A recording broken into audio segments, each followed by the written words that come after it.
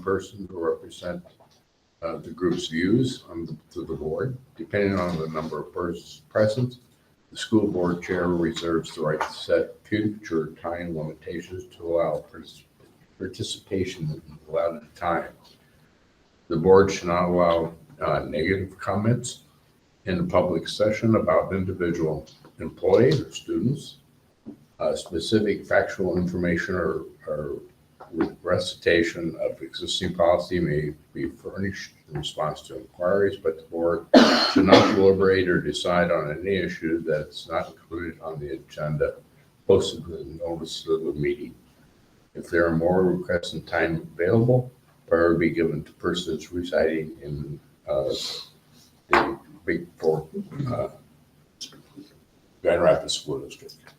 And we have Carmen Heineke.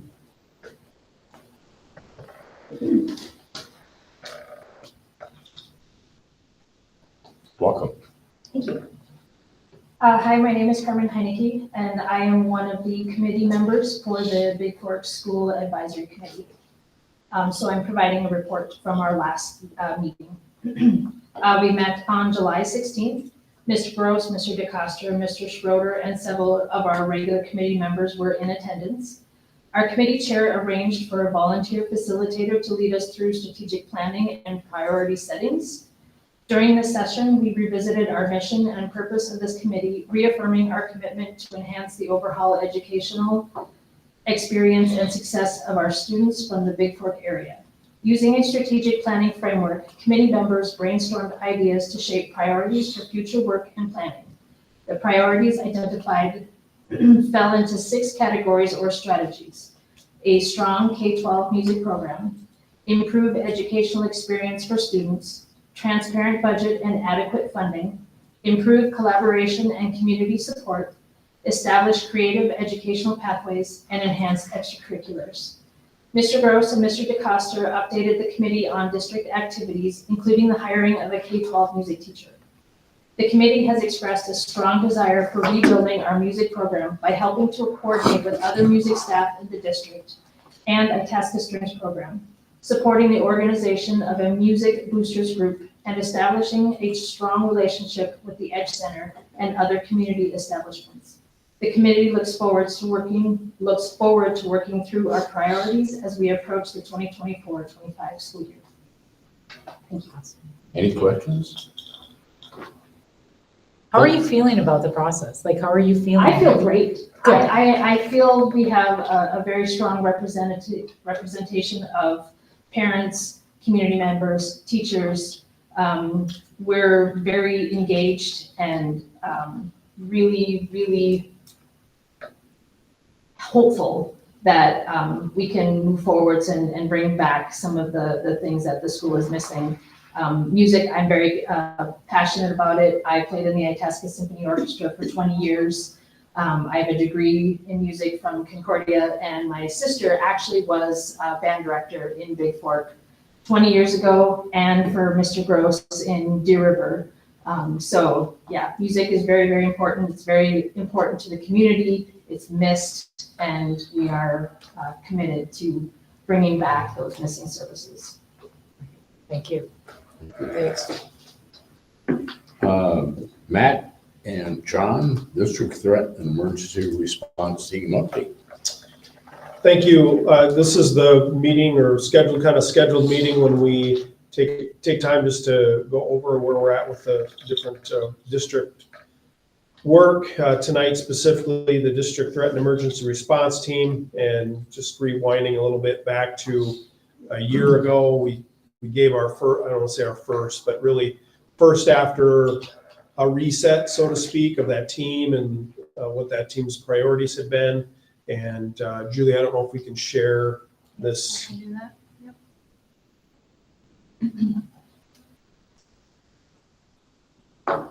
There we go. So just some of this is a little bit of a refresh. Let's look here, and I've asked Sean to come and kind of fill in some gaps. The first thing I just wanted to make sure to do, and I think it's important whenever we're talking about district work, how does this align with our priorities? How does it align with our directions? And strategic direction number 6 has to do with stewardship of resources. That's how are we taking care of the things that have been entrusted to us. That's easy to think about that as money. It certainly is part of it, a big part of it, but also part of stewardship of resources is how are we taking care of the people and the places, the facilities that are here. And so one of our objectives, number 5, there you can see improvements are made to school safety process and procedures. So that was part of the initiation of the work last year and what led to us kind of retooling and resetting. Our group is made up of district employees, law enforcement, community experts and liaisons, and some ad hoc people that we bring in. I'd say predominantly our district staff show up. All the principals representing their buildings are there. We have representatives from other work groups too, or work units there that are regularly attending and doing the lion's share of the work because we're the ones closest to it. But like I said, up here, inviting others from the community in as we need to. Last year, we developed this purpose. First of all, improving safety and security, creating effective systems, providing leadership in these efforts.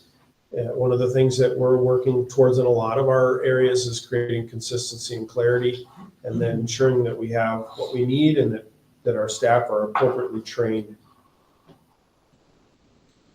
Our structure, I shared this with you last year, but we have this district team that oversees, that meets monthly, and then within buildings, there are 2 teams generally. In Big Fork, that looks a little bit different because there's just fewer people, so these teams kind of do double duty there, or the team does double duty. One of the teams that exists in a building is the threat assessment team. That team is responsible for evaluating a situation where a student might be a threat to themselves or others. And we have a particular protocol that we identified last year and have gone through training on now called CSTAG and Comprehensive School Threat Assessment Guidelines. That's what that stands for. I wasn't sure if I would try to come up with that on the spot. But that is what it stands for, and it's vetted and research-based protocol for evaluating threats.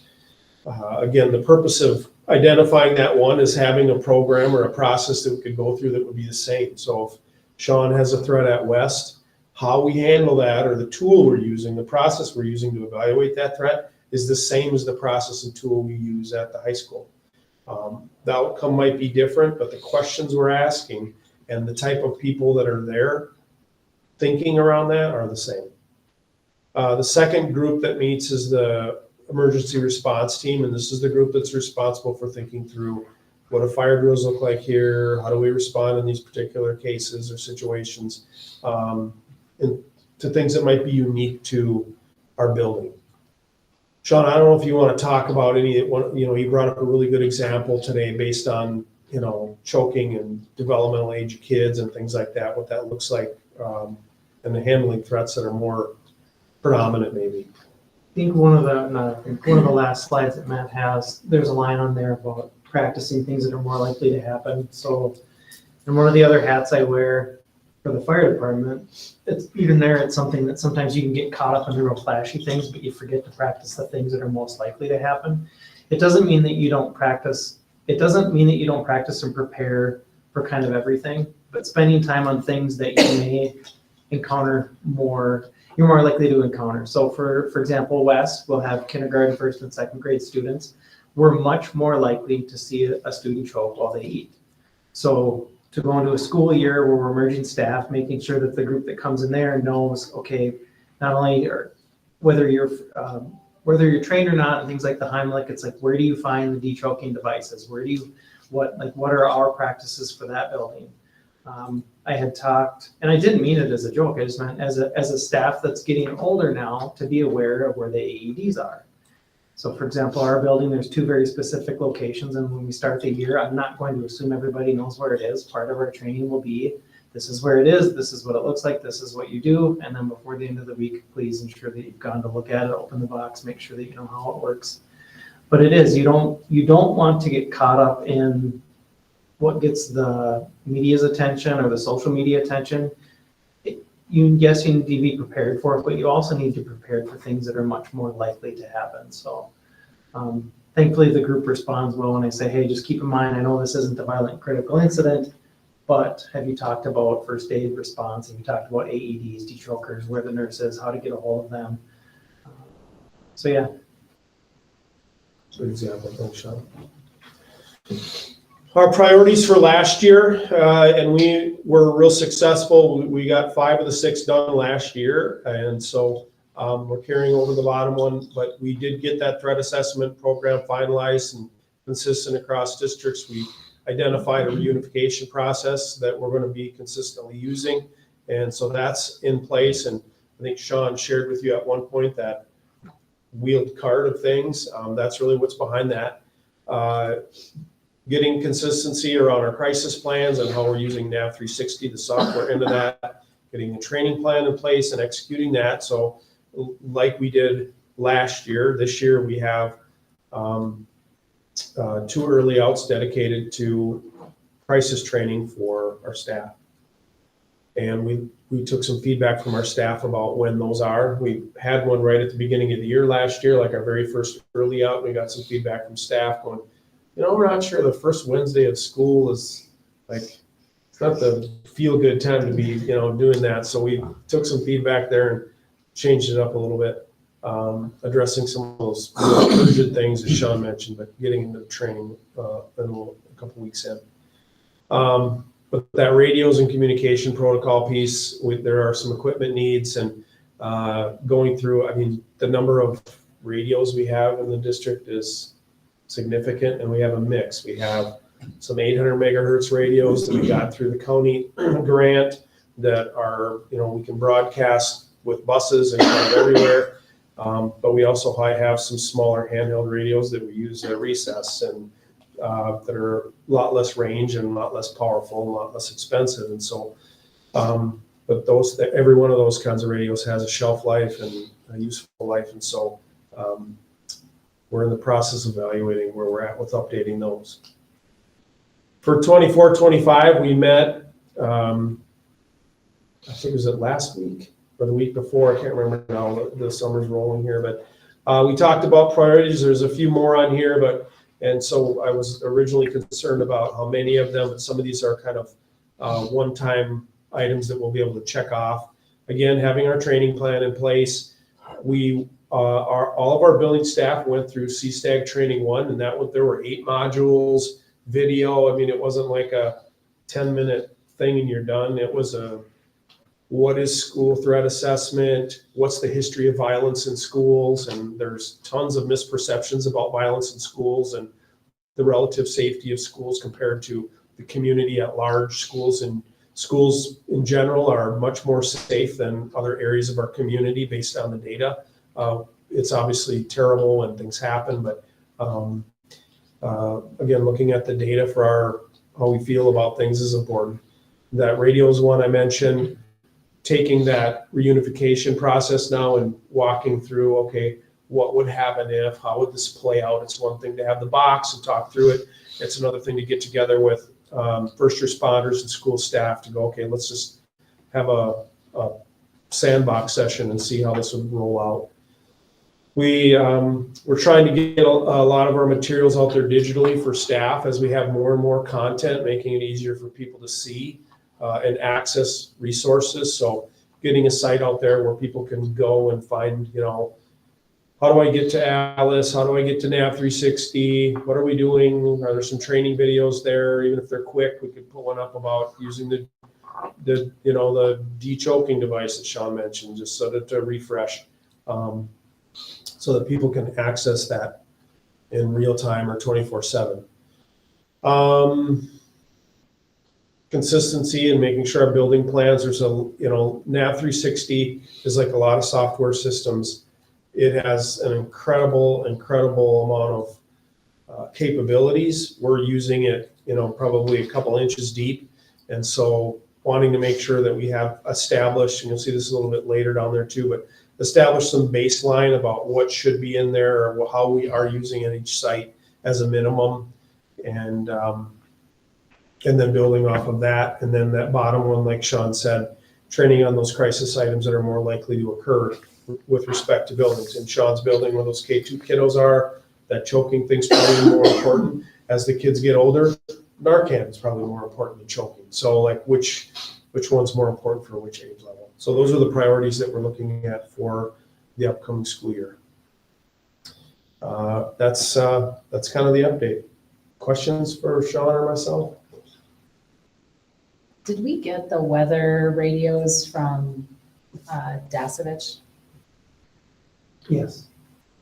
I The know small we- ones, yeah. smaller ones. The small, they're like white, but they Yeah. kind of broadcast emergency weather. Yep. I know he was handing them out. Each We use them at events. Yeah. Granted, I'm feeding you a really good question.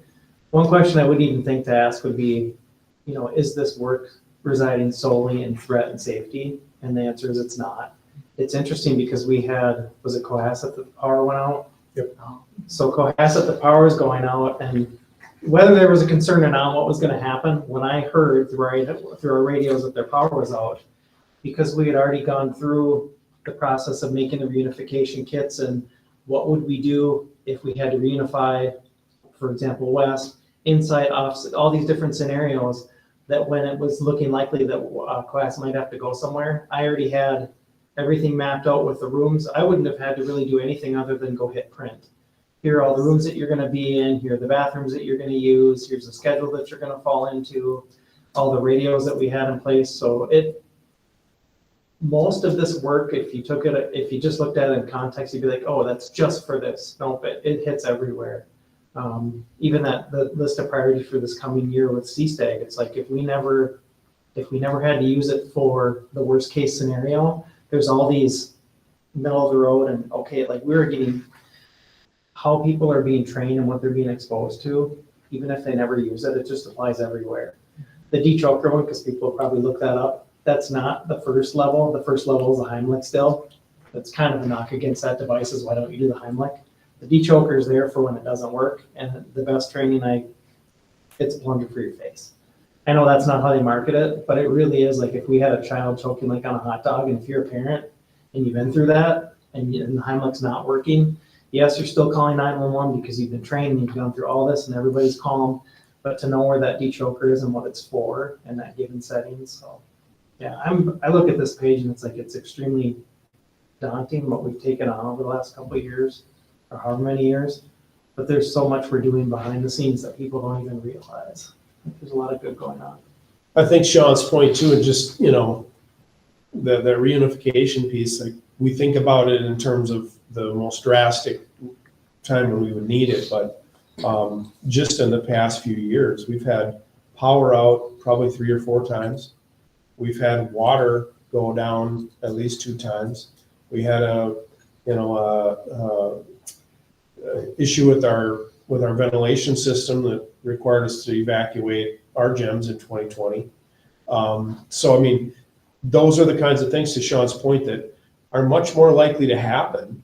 But what you're required to do as a school district or a school is the same. Like, how do we safely get kids back to their parents? And having a good system in place brings the stress level of that whole situation down.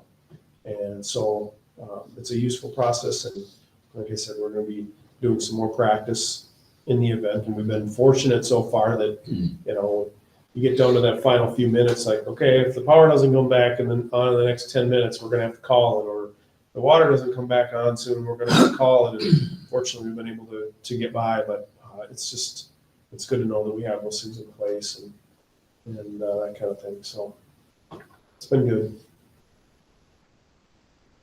I think of some reunification that's happened outside of our district. And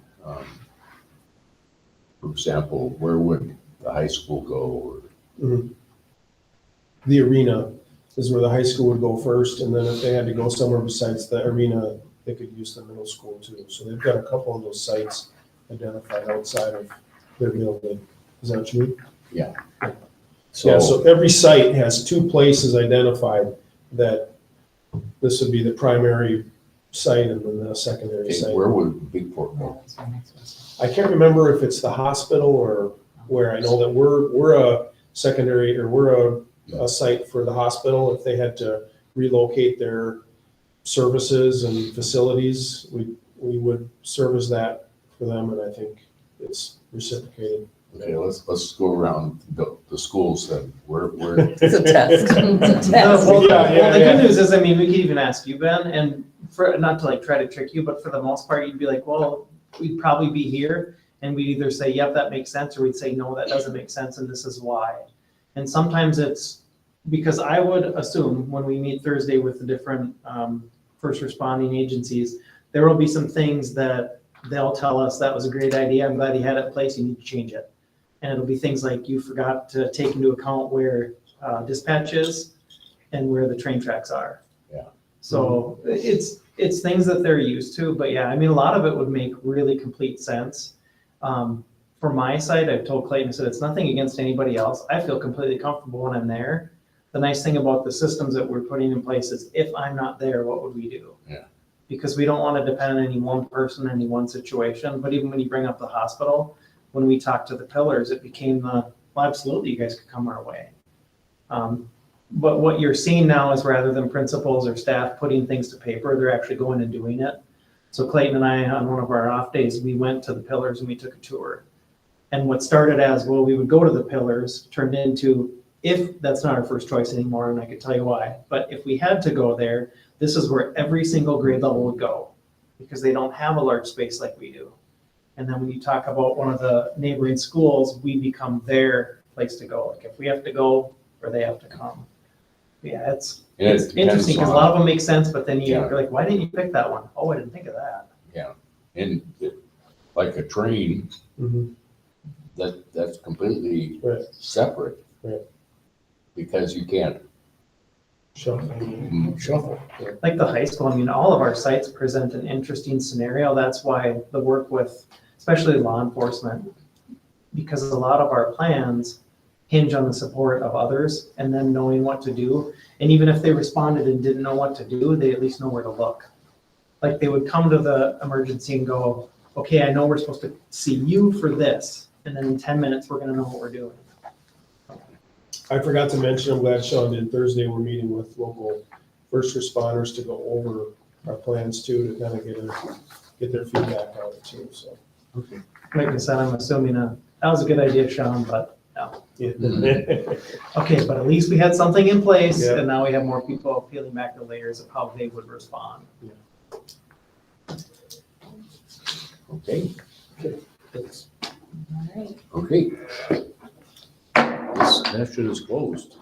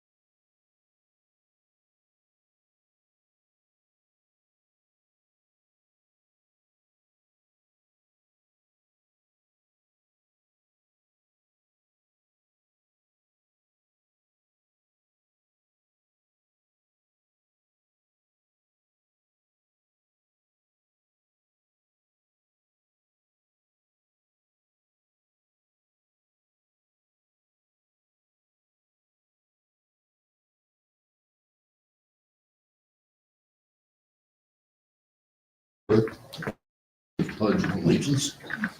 I pledge allegiance to the flag of the United States of America, and to the republic for which it stands, one nation, under God, indivisible, with liberty and justice for all.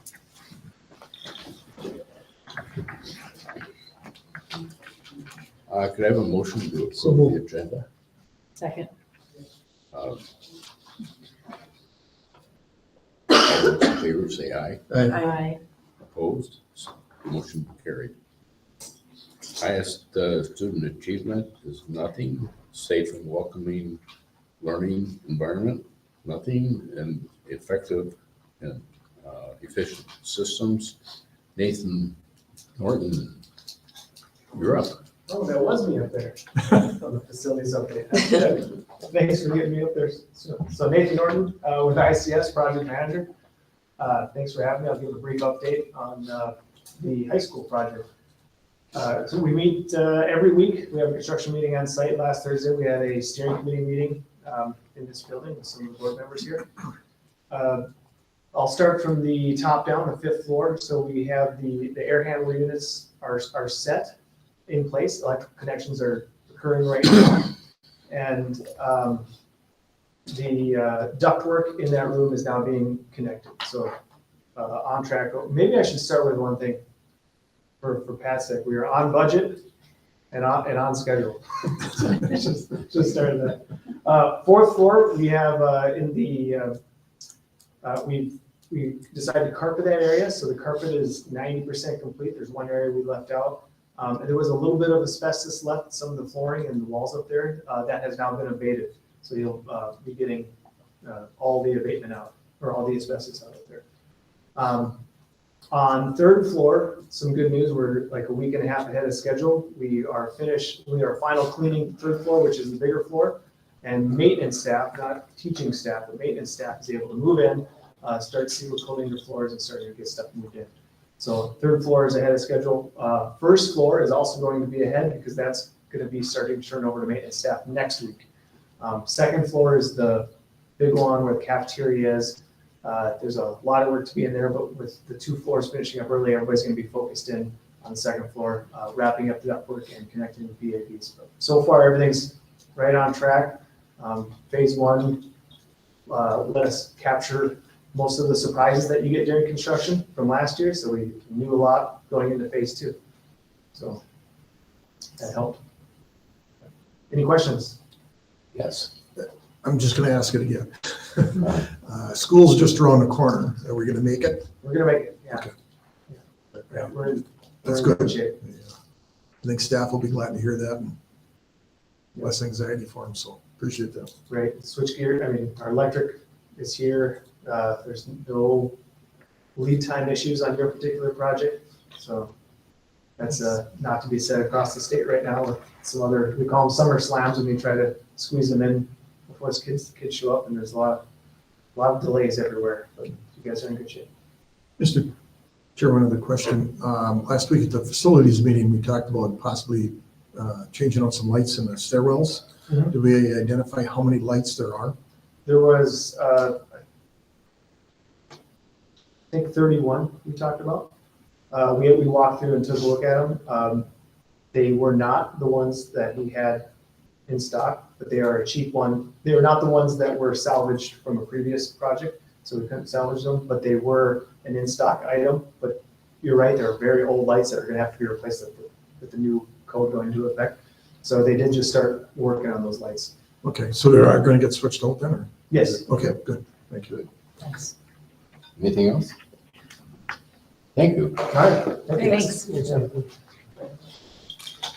Approve the minutes for the 7/22/24 school board meeting. So moved. Second. Second. All those in favor say aye. Aye. Right. Opposed? Same sign. Motion carried. Number C, donations. The resolution for accepting donations, I'm going to refer to Minnesota Statute 123B.02 Subdivision 6. And also Minnesota statute 465.03. We do this quarterly, so refer to those two specific statutes on accepting donations. We have donations in the amount of $8,114.03 for April 2024. For May 2024, we have donations in the amount of $11,378.87. And for June 2024, we have donations in the amount of $31,550. So thank you to all of those who have put forth donations, and I'm looking for So, a motion to approve the resolution. So, Second, second. Mindy. It's a race. All those in favor say aye. Aye. Opposed, same sign. Motion carried. Consent agenda. Casey. Good evening, board. Tonight we have Victoria Close, girls soccer coach replacement hire. Wyatt Dietrich, Big Fork assistant football coach replacement hire. Debbie Fiala, ESP retirement. Debbie has served in the district for 26 years. Amanda Niemela, Big Fork head volleyball coach replacement hire. Olson, 8th grade volleyball coach replacement hire. Jackie Otway, teacher resignation. Benjamin Panchishan, part-time ESL, ELL teacher replacement hire. Alyssa Pitson, Big Fork junior high volleyball coach resignation. Greg Powell, Big Fork assistant football coach resignation. Connie Sutherland, ESP retirement. Connie has served for 30 years. And Jenica Weber, special education teacher replacement hire. I'm recommending approval of the consent agenda. so moved. So, second, Second. all those in favor say aye. Aye. Opposed, same sign. Carried. Approve the resolution relating to the election of school board members and calling out the school district general election on November 5th. Kara. Good evening. This is a very straightforward resolution required by state statute. It basically lays out that we're calling for an election November 5th for 3 school board members. State law changed, so we need to have it approved 84 days prior to the election. We don't have names yet. So it just has an example of the ballot for the district. So I'm asking you to approve this resolution. Second, Second. all those in favor say aye. Aye. Opposed, same sign. Passed. Resolution relating to the tally of write-in votes of elections. Kara. This resolution also relates to the election that will be coming up. In the past, we've had to count write-in votes, and I was stunned at how many Mickey Mouse and Donald Duck votes we get.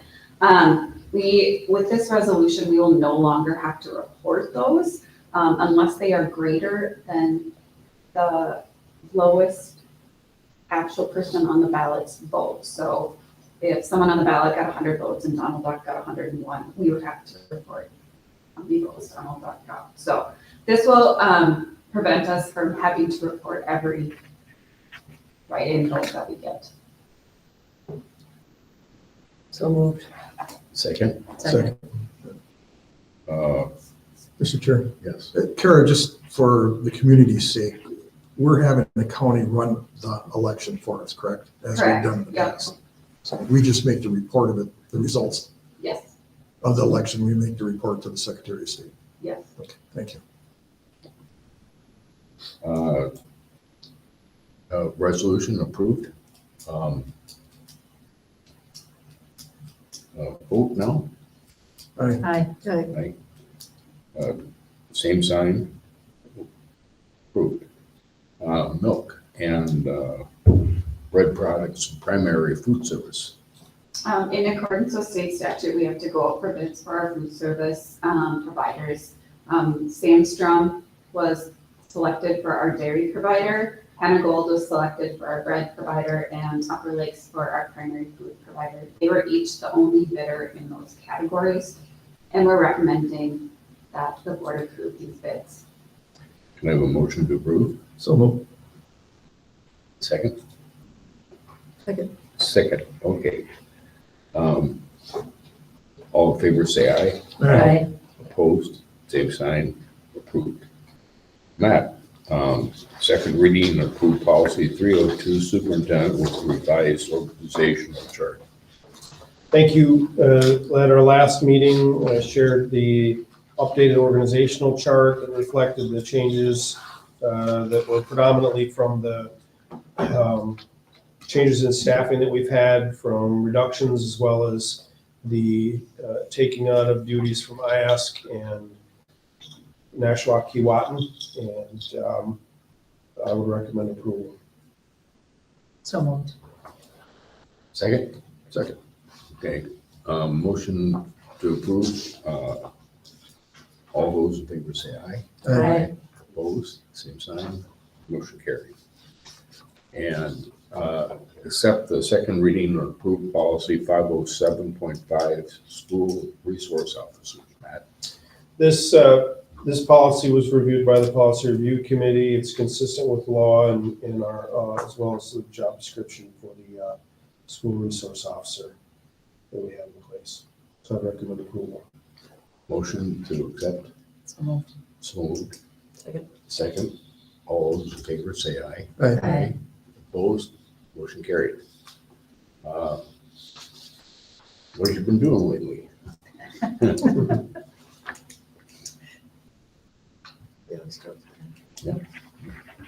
What's that? We always start. Oh, we start with me. Okay. Well, just a couple of things. One, facilities, which we had an update on. Ben and I attended that last week, and things are moving along at the high school, on track and on budget, which is a good thing. And then attended the MSBA training yesterday, Sunday night yesterday. And I got to say that this one-day training is probably one of the, from my perspective, one of the best one-day trainings that MSBA had put on. And it was all focused around student achievement. And every decision that we make at the board should have student achievement at the front of it. And I think we do that, but I don't think we talk about it enough on the why, on what we're doing in relation to student achievement. Right on down to our policies and that. So a number of the trainings that were there all centered around that in different facets and functions. But I did attend one where they had a school board academy, like a police academy, and the city of Grand Rapids just did a city academy, and Rochester was the presenters on it.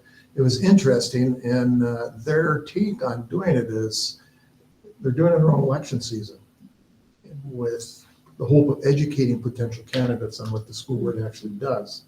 And then he talked about maybe broadening that out to doing it annually for general members of the public.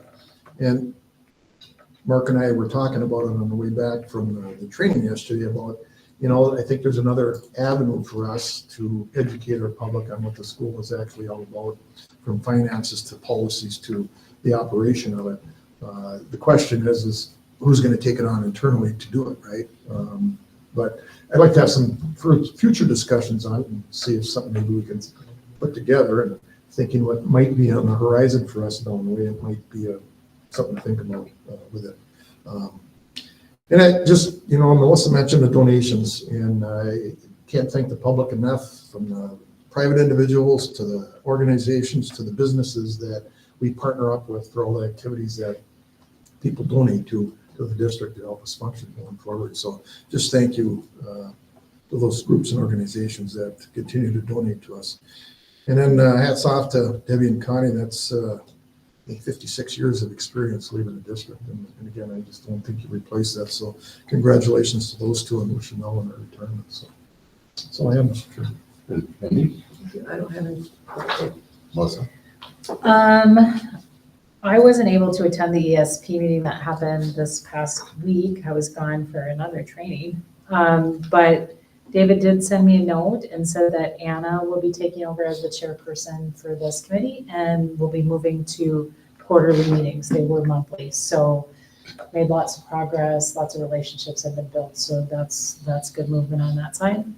We had an IASK meeting right before this meeting tonight, and just want to invite folks, if you're planning, there's an Invest Early celebration, kind of as we enter the 20th year of Invest Early, and it's the final year of Invest Early as it currently is delivered, but that will be at Cohos at 3 to 5 tomorrow. So if you can join us, come join us for a celebration, because this is about what we learned and how we'll be delivering it in the future. So invite folks to come to that.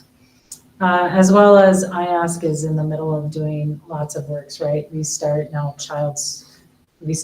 childhood screening and all of those kinds of things. So it's a busy time as we're gearing up for the littles to come back into the system. So that's it for me. Okay, and I had nothing, so Superintendent?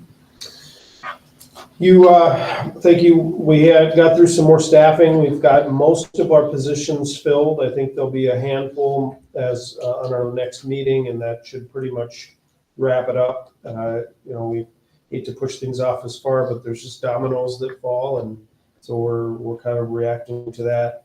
Had a call last week on the Big Fork Solar Project with someone from the University of Minnesota and CERTS, which is the organization that oversees and provides guidance to grantees, applications, and that kind of thing. And so they were pretty optimistic and excited about what we're working on there.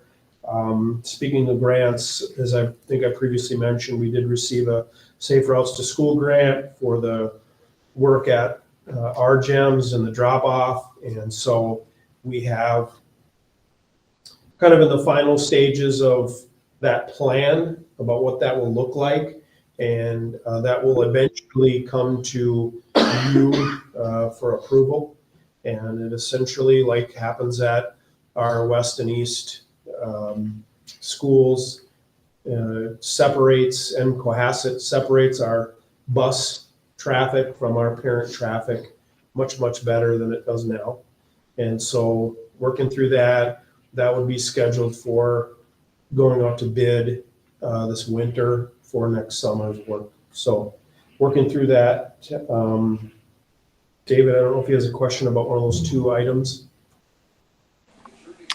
Yes, thank you, Matt. I wonder if you might say just a bit more about the solar project in Big Fork.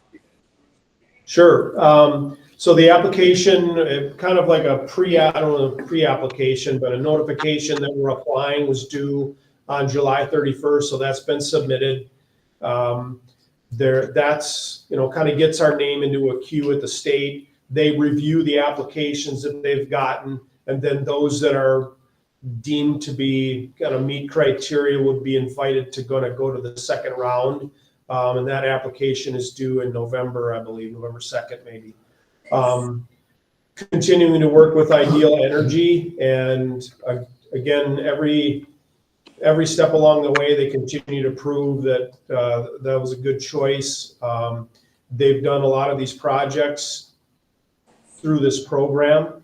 One of the things that I wasn't aware of until recently is that the program that we're applying for, the earlier rounds of the Solar for Schools program only allowed up to, and I'll probably get these numbers not quite right, but 5 kilowatt hours, 50 kilowatt hours as far as production, which isn't a huge solar array. The new round that we're in, or the newer ones, allow for up to 500. So that's where ours is, right around that 500 mark. And so if you want a comparison a little bit, I guess, Proctor was they got in one of the earlier rounds. They have 2 arrays, one at each of 2 elementary schools. You can go on their website. If you Google Proctor Schools Solar, you can eventually get to the public-facing software that shows what those panels are doing in real time, and you can see how much they're producing. And I asked Ideal if, is it scalable to just multiply what they're getting by 10, and he said, yeah, it's just how many panels you have. And then he actually said also that ours will be better because their panels are roof mounted, ours are ground mounted, and roof mounted panels have to be at a 10-degree angle, and ground-mounted ones can be at a 20. I think those are the right numbers, and that angle's better for where we live. But they can't go that high on a roof of an angle because of wind. And so our production will actually be better than the ones in Proctor.